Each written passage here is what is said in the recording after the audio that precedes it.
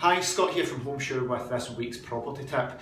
I wanted to go into a little bit of detail about home reports. Now, everybody knows home reports are legally needed in Scotland when selling your property, but there are a few exemptions to this and I wanted to go through them. So first of all, we've got properties that have been up for sale before 2008. There's not a lot of these left, but if it has been marketed all that time, then you don't need to put a home report.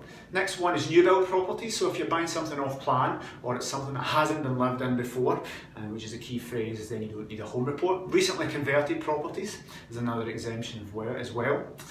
Right to buy, so if you bought it off the council, then these don't need a home report.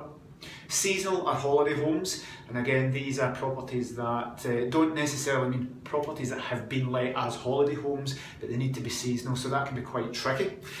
A portfolio of properties is probably the main one that buy-to-let investors are going to come across. If you're selling two or more properties, then you don't need a home report. It's seen as a commercial sale, but you need to be clear in the marketing that it needs to be sold as a winner. So you can't market 10 properties and then as an afterthought say, oh well, it's part of a portfolio. So you would still need a home report if you're marketing them, but if you're marketing as one big portfolio, then they're exempt.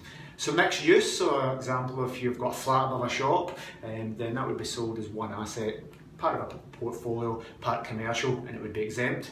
And dual use dwellings, an example of this would maybe be a little flat that's also used as a studio, that has some commercial aspect to it, it would be exempt as well.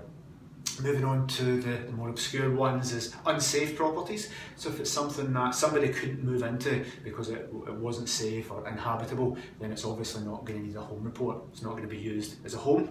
And finally, properties due for demolition. Obviously no point getting a home report if somebody's going to buy it and demolish the house.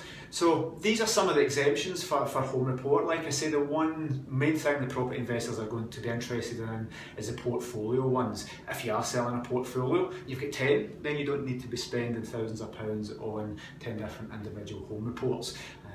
If you ever need any more information on that, please give us a call. So that's this week's tip.